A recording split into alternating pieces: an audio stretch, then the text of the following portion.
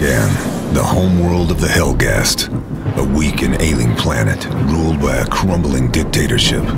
We go in, take out those loyal to the ruling party, and the people will rise up and do the rest. We'll be home in no time, and the Helgast will threaten us no more. At least that's what they tell us. Me, I'm a soldier, and I trust my instincts. And my instincts are telling me something's not right. Guess we'll find out soon enough.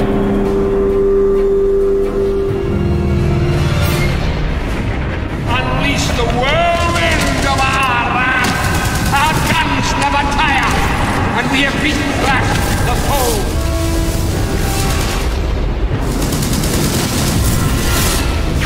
So we had this idea of a massive planetary invasion, and in Killzone 2 it's actually the first time that we're taking the war to the home planet of the Helgast. You're outgunned, you're outnumbered, and the notion is that you never quite feel safe. In Killzone 2, the theater of war and the feeling of war is really all around you. It's the ISA battlecruisers in the sky that remind you of the epic war that you're fighting on the planet, but it's also the small things like walking around Helgan planet. And we try to really entrench this feeling of war in all the different elements. Immersion for Killzone 2 is really important for us. So we removed all the distractions, such as the HUD, for example, which always sits in between the player and the actual world.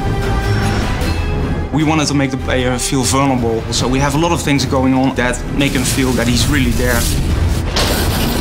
Another thing we try to do is make the player feel physically connected to the world. There is this valve that you can turn, and you use the 6-axis controller. That really makes the player feel more immersed. We've made everything first person. For example, helping a buddy up a higher area is in first person. If the player dies, the camera will fall over in first person. Because every time you pull out the camera and make a third person shot, it breaks the sense of immersion.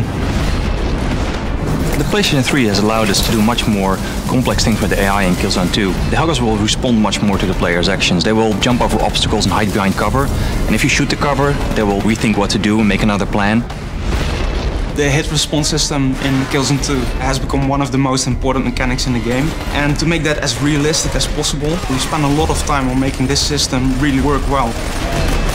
Whenever the player fires at an enemy in a certain situation, he will see a different response, which really adds to the variety of the game.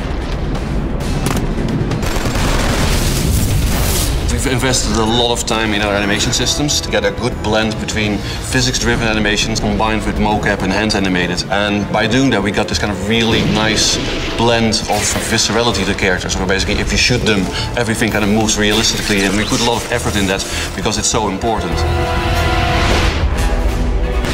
Every hit in our game has got to create a very dramatic impact.